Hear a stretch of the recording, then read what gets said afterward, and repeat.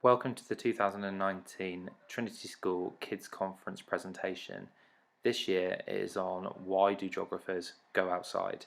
And I'm going to hand over to the presenters Talia Blake, Lily Bevan and Jack Carter. Welcome to Trinity School's Kids Conference presentation for 2019. For the past 4 years, we have aimed to showcase how the Geography department at our school continues to provide opportunities for students to complete fieldwork or engage with other technologies to extend our learning. This is often centred on A-level students, but this year we are looking at why it is important for geographers of all ages to go outside of the classroom. At Trinity, fieldwork is still a key component of the geography curriculum. Many schools across the country are now restricting fieldwork opportunities for a number of reasons, be it cost, health and safety, or perception that young people do not want to do traditional fieldwork anymore. A concern today is that there is a belief that young people who are now so technologically connected to the rest of the world do not need to go out and see the geographic features or phenomenons. Google Street View, Instagram and other platforms allow images from all over the world to be seen easily. And it has never been more straightforward to see all corners of the world look like. Even television programmes such as David Attenborough's 7 Worlds, 1 Planet, a new documentary series on UK TV, if you can't see it yet, hopefully it will reach Australia soon, makes use of drone technology to show viewers the natural world and impacts of climate change on various ecosystems as never seen before. Though these images and visuals can be used to amaze and inspire young geographers, showing videos and pictures can only go so far. We are lucky to be at a school where getting us out of the classroom is central to how we learn.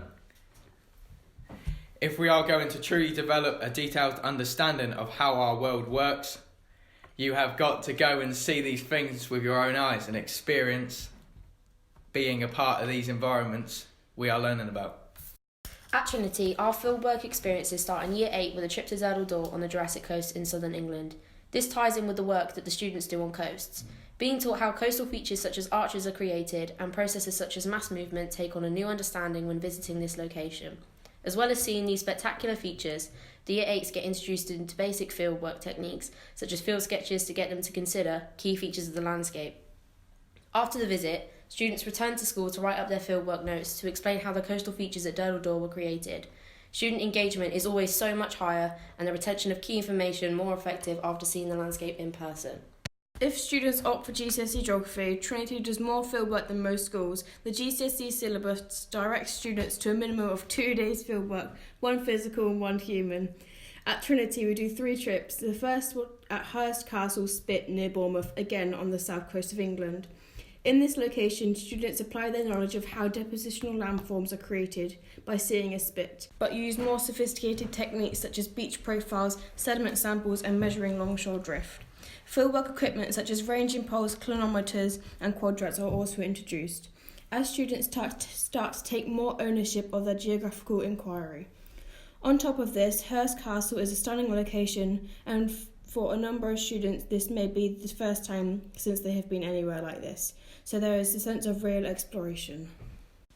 Secondly, at GCSE, students are taken to the River Pang, a tributary of the River Thames, the river that flows through London, and relatively local to our school. Students are able to put waders on and work in the river all day, which always increases the enjoyment of being in the natural world. Students complete classic river techniques, such as measuring the width and depth, velocity and metaperimeter. Their knowledge is built on by adding more equipment such as flow meters, which increases their awareness of what geographers can measure in physical environments. Finally, our human geography at GCSE, we focus on where we live in Newbury. We look at the concepts such as reurbanisation and redevelopment of our town, but looking at the impacts of new retail opportunities, how the town is growing and the various impacts that follow on from this. The methods that students learn here are very different from those carried out in physical fieldworks. We focus on environmental quality surveys, questionnaires and decibel counts which present the students with different challenges. The final stage of fieldwork at Trinity is where we are today. Our A-level students spend 6 days in 4 very different locations. In Year 12, we take our knowledge of fieldwork techniques that we were taught at GCSE and apply them to glaciated landscapes in Snowdonia in North Wales and the urban environment of Liverpool. We study glaciation as a topic. It is complex and very technical, so seeing the various features of a glaciated area such as corries and arêtes bring all theory to life. For a number of us, this was our first experience of seeing mountains.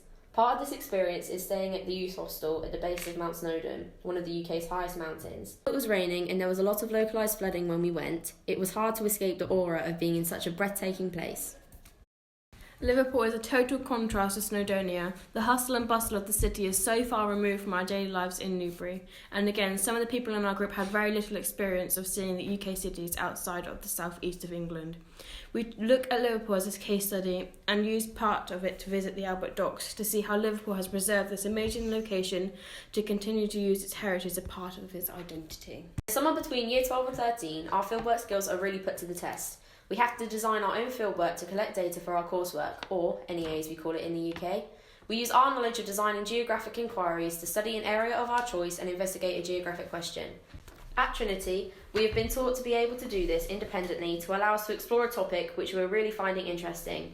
For me and Lily, we have studied 2 physical topics. Talia, that's me, went back to Snowdonia to collect data on post-glacial features in a valley near to Snowdon. And Lily returned to Durdledore to compare how the geology has created different types of beaches in a very small area. Without being shown how to conduct fieldwork throughout school, we would not have been as successful as we have in our own inquiries. A sad point for us is that we have now finished our fieldwork at Trinity. Several weeks ago, we spent 3 days in Somerset and Devon in the southwest of England.